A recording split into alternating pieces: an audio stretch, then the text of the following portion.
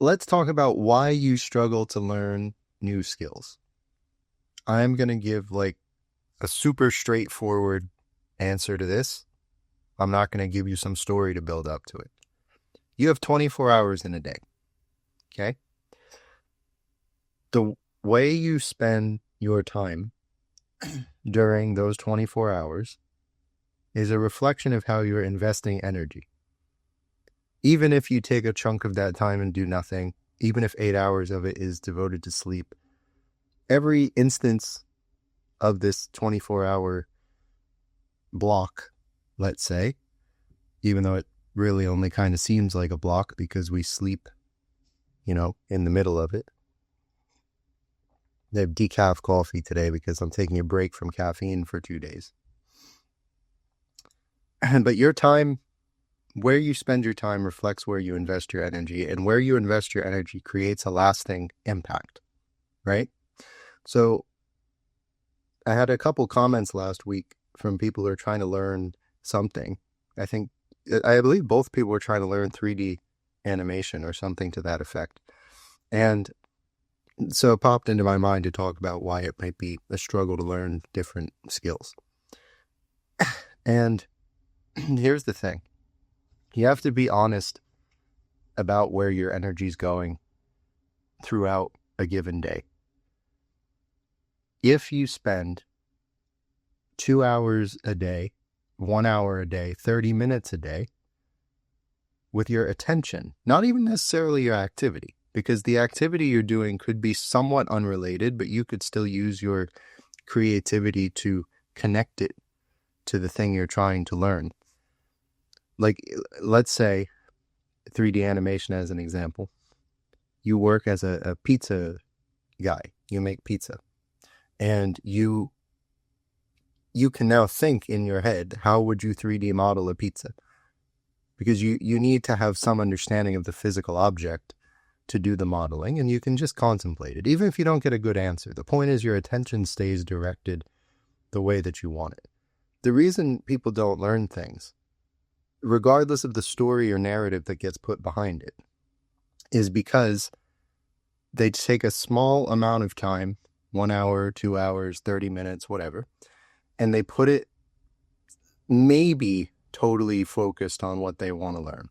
Maybe. Because a lot of the time, and I was experiencing this literally just 2 weeks ago, where I would sit down to write in the morning, and I'd take maybe a 2-hour block to do that. And I would write for 5 or 10 minutes and then check my phone and sit on my phone for 5 minutes and then write for 10 minutes and check my phone. And so my attention was split.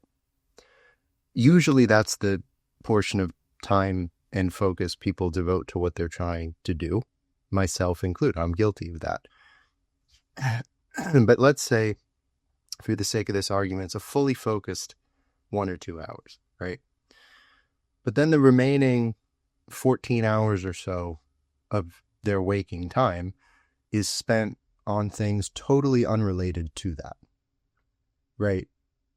Thoughts come to their mind about it, maybe after their initial engagement with it, but instead of writing them down or reading more about it or watching content about it, they go, scroll through YouTube shorts.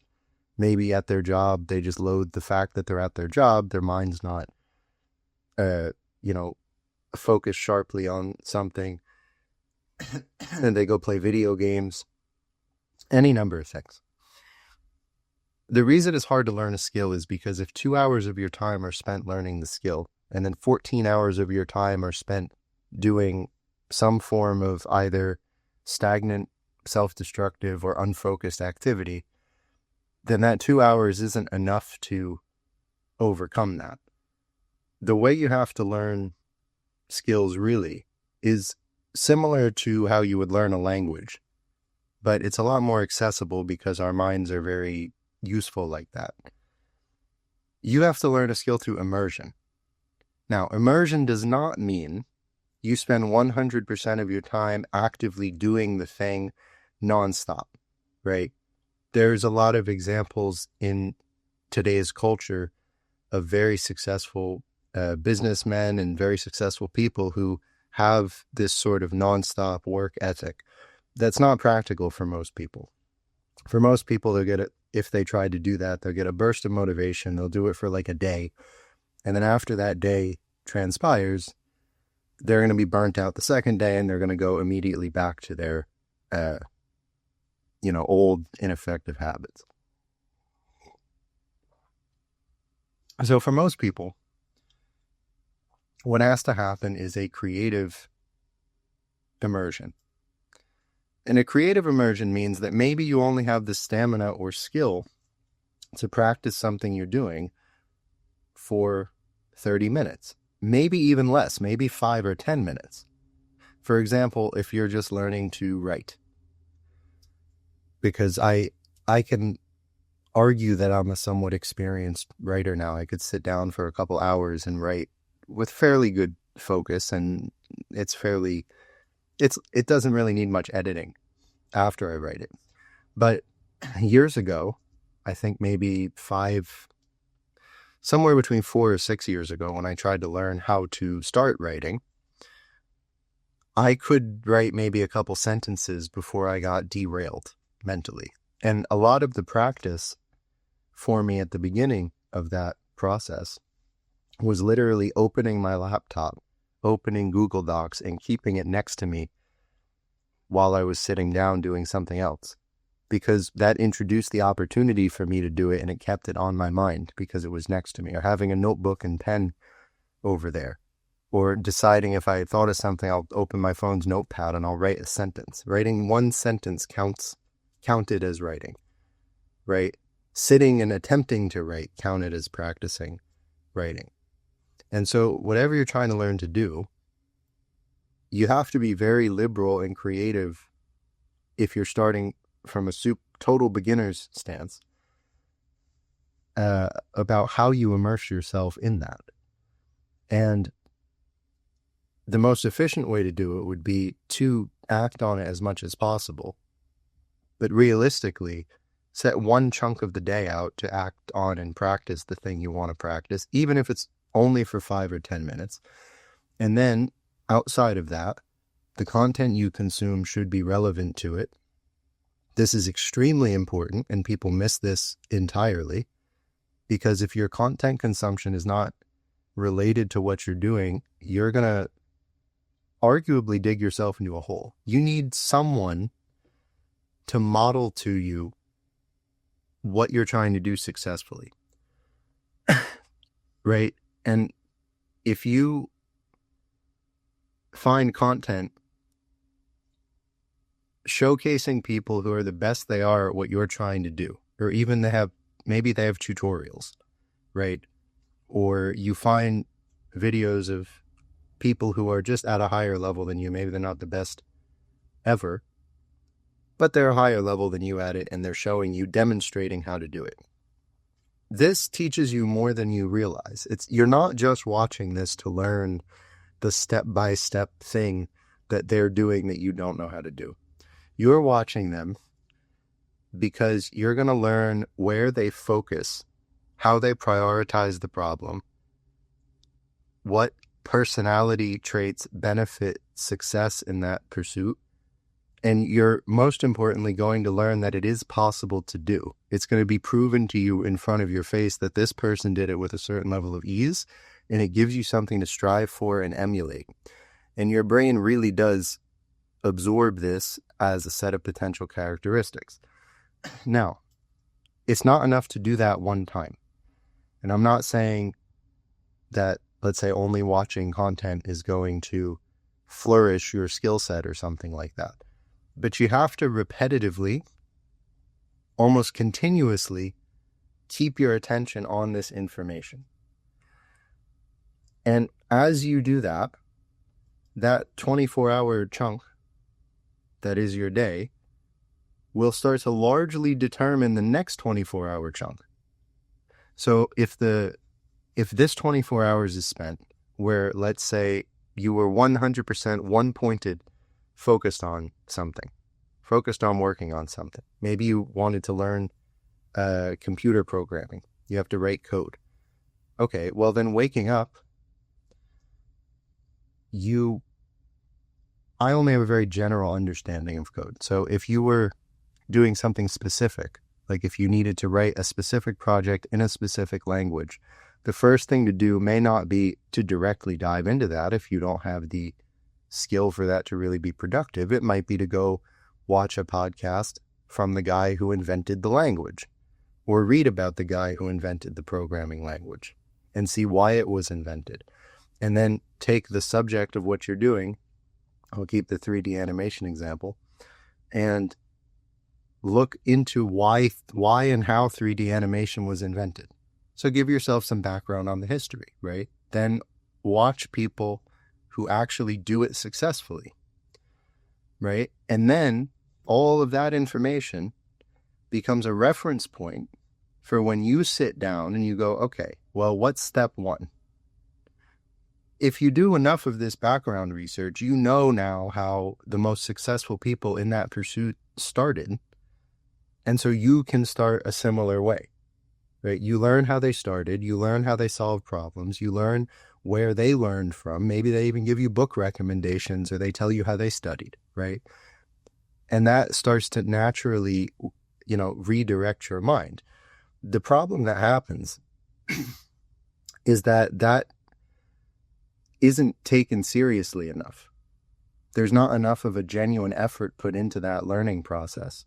And most of the energy, at least in a casual situation, unless somebody's like starving on the street or they're physically incapacitated in some severe way, then most of the dead time outside of these constructive moments goes toward watching short form content, playing video games, and doing a whole bunch of other degenerate behaviors that are actually counter to the thing you're trying to learn, because now that's time your brain needs to spend processing the information that was just there.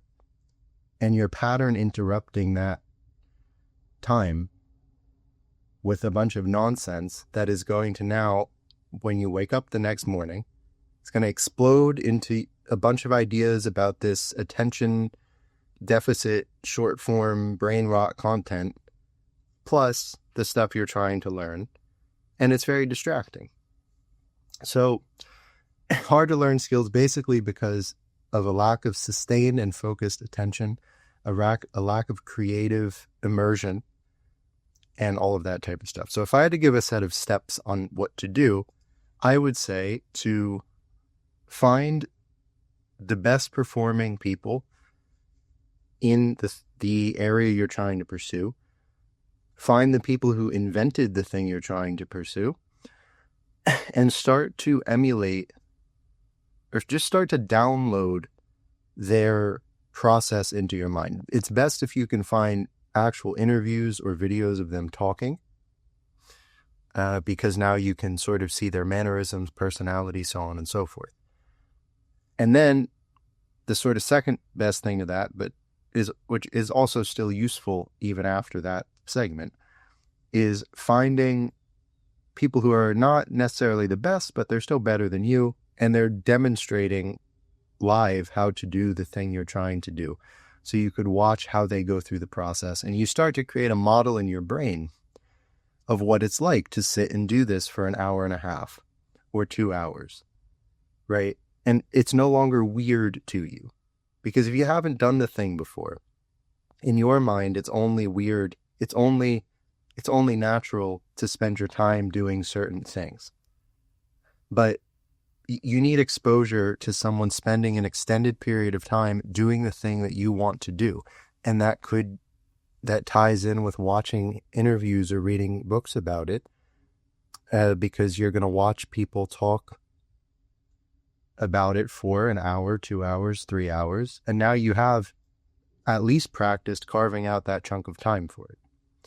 So there's a bunch of other little nuanced barriers that go into learning new skills. However, the main thing that's going to plant the seeds for those skills to actually grow would be a daily, not just daily, like a 3 to 4 times daily set of practices that actually aligns you with the thing you're trying to do. And then naturally, if that's consistent, your brain and your intelligence is going to take care of most of the rest of the motivational part. You're still going to have to do uncomfortable things and step out of your comfort zone and maybe bang your head against the wall where you have no idea how to do some things.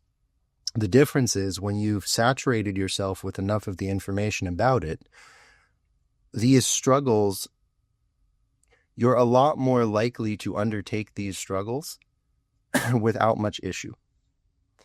So let me know if you have any questions about skill learning, because then I could be more specific about the topic or what I talk about. But like the video and comment to boost the video algorithm. Take advantage of the YouTube algorithm, and I'll see you in the next video.